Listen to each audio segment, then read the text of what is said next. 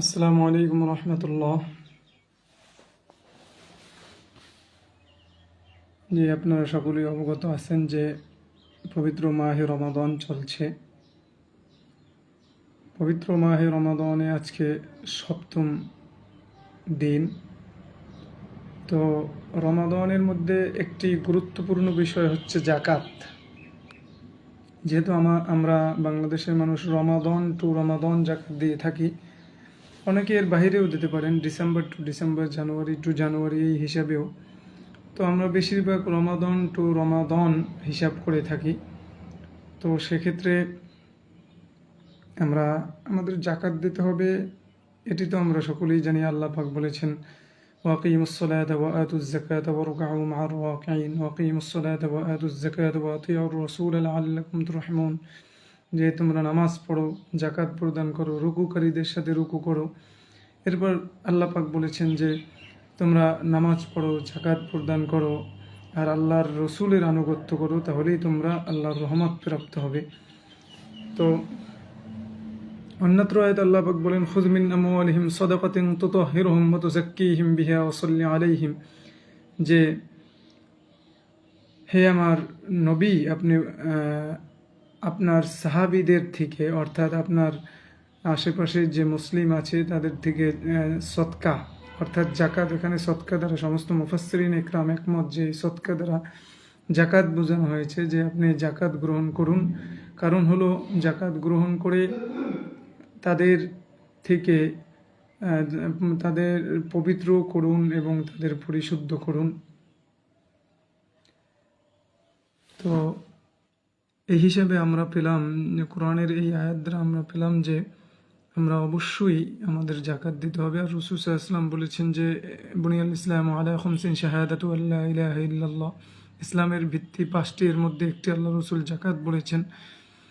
তো সব মিলিয়ে আমরা বুঝতে পারলাম যে জাকাত আমাদের দিতে হবে। এখন প্রশ্ন হলো জাকাত কাদের দিতে হবে আর কাদের দেওয়া যাবে না, জাকাত কে দিবে, কাকে দেবে এবং কাকে দেওয়া যাবে এবং কাকে দেওয়া যাবে না, আমরা এটা আলোচনা করব। আমরা শুরুতেই আগে আলোচনা করে নিই যে জাকাত অর্থ কী। জাকাতের একটি শব্দ, আরবি শব্দ।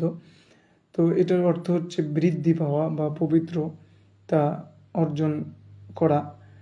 আর জাকাতের পারিভাষিক অর্থ হচ্ছে যে আল্লাহর সন্তুষ্টির উদ্দেশ্যে হাশিমি গোত্র ব্যতীত, হাশিমি গোত্র এবং তদসংশ্লিষ্ট লোক ব্যতীত তার যে নেশাব পরিমাণ নির্ধারিত মাল আছে, নির্ধারিত সম্পদ রয়েছে, সেই নির্ধারিত সম্পদের একটি অংশ আল্লাহর রাহে দান করে দেওয়ার নামই হচ্ছে জাকাত।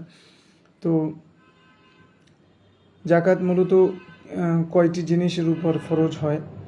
জাকাত তিনটি জিনিসের উপর ফরজ হয়। একটি হচ্ছে যে স্বর্ণের উপরে, আর একটি হচ্ছে রৌপ্যের উপরে, আর একটি হচ্ছে ব্যবসায়িক পণ্য, ব্যবসায়িক যে মাল। এই তিনটাকে আপনি ছাপিয়ে তারপরে বলতে পারেন যে যদি এই তিনটার সমপরিমাণ নগদ অর্থ থাকে তাহলে জাকাত ফরজ হবে। তো আমি খুব খোলাসা করে বলে নেই আপনাদেরকে, তখন আপনারা বুঝবেন যে বিষয়টি কি। যে জাকাত একটা হচ্ছে 7.5 তোলা স্বর্ণ, আর একটি হচ্ছে 52.5 তোলা রৌপ্য, আর একটি হচ্ছে যে এর সমপরিমাণ অর্থ বা ব্যবসায়িক পণ্য। তো এখন যদি কেউর অল্প কিছু স্বর্ণ থাকে, অল্প কিছু রৌপ্য থাকে, অল্প কিছু টাকা থাকে, সব মিলিয়ে যদি 52.5 তোলা রৌপ্যের দাম হয় তাহলে তার উপর জাকাত ফরজ হবে। এক কথা, এখন রৌপ্যের দাম মোটামুটি 6,500 করে। তো 52.5 তোলা রৌপ্যের দাম প্রায়, এটা হিসাব করে নেবেন আপনারা, প্রায় 2 লক্ষ টাকার উপরে হয়। এরকম যাদের আছে তারা আমরা অবশ্যই জাকাত প্রদান করব, তাদের উপর জাকাত ফরজ।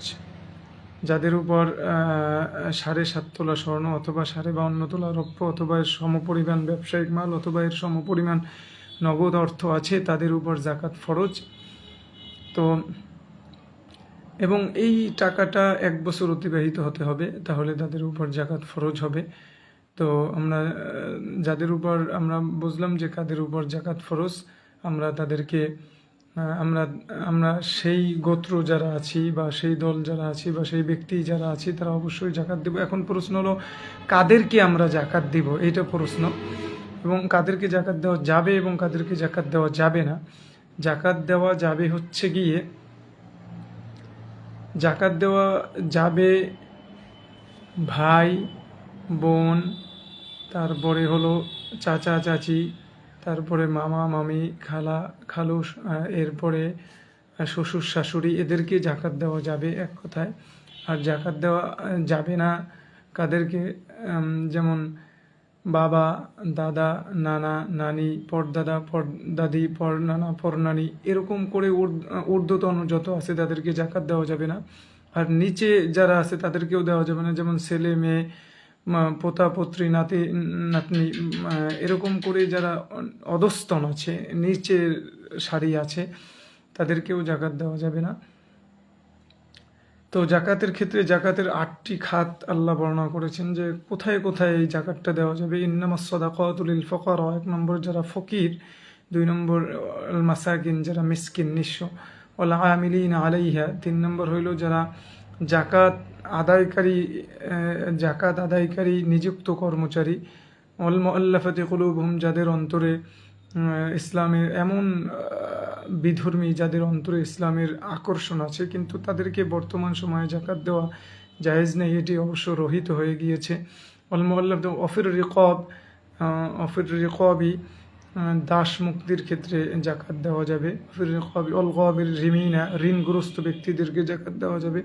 অফি সাবিলিল্লাহ, আল্লাহর পথে জিহাদকারী, অবনিস সাবিল, আর যারা মুসাফির তাদেরকে জাকাত দেওয়া যাবে। এই 8টা খাতে জাকাত দেওয়া যাবে, 8টা খাতের বাহিরে জাকাত দেওয়া যাবে না।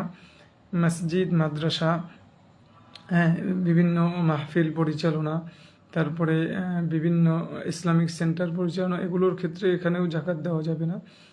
আর ইমাম মুয়াজ্জিনের বেতন জাকাতের টাকা দিয়ে দেওয়া যাবে না। এবং যারা বাসায় কর্মচারী আছে তাদের মাসিক যে বেতন আছে সেই মাসিক বেতনগুলো জাকাতের টাকা দিয়ে দেওয়া যাবে না। তো এই জায়গাগুলো আমাদের খেয়াল রাখতে হবে। অবশ্যই আমাদের জাকাত যাদের ফরজ হয়েছে তাদের দিতে হবে। যদি আমরা জাকাত না দেই তাহলে তাদের জন্য কি আল্লাহ পাক বলেছেন, ইয়াউমা ইউহমা আলাইহা ফি নারি জাহান্নাম ফাতুকওয়া বিহা জিবাহুম ওয়া জুনুবুহুম ওয়া যুহুরুহুম হাযা মা কানাসতুম লিআনফুসিকুম ফাযুকু মা কুনতুম তাকনিজুন ইন্না আদ্দাতাশ শুহুরি ইনদাল্লাহ মিনায যাহাবি ওয়াল ফিদ্দাতি লা ইউনফিকুনাহা ফি সাবিলিল্লাহ ফাবাশশিরহুম বিআযাবিন আলীম। আল্লাহ পাক বলেছেন যারা স্বর্ণ এবং রৌপ্যের জাকাত দিবে না তাদেরকে আগুন, সেই স্বর্ণগুলো আগুনে গরম করে তাদের কপালে, পার্শ্বদেশে, পৃষ্ঠদেশে সেঁক দেওয়া হবে। এত বেশি পরিমাণ সেঁক দেওয়া হবে যা তাদের চামড়া উঠে যাবে।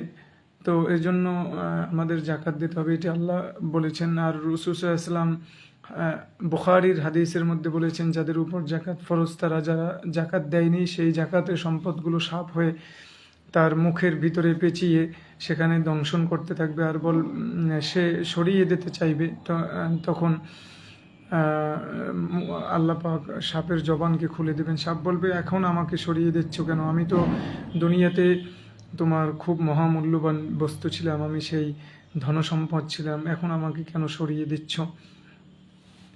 আরেকটি মুসলিমের হাদিস আছে যে যেই সম্পদগুলো পঞ্জীভূত করে রাখা হয়েছে সেই সম্পদগুলো থেকে এক একটা আগুনের পাত বানানো হবে।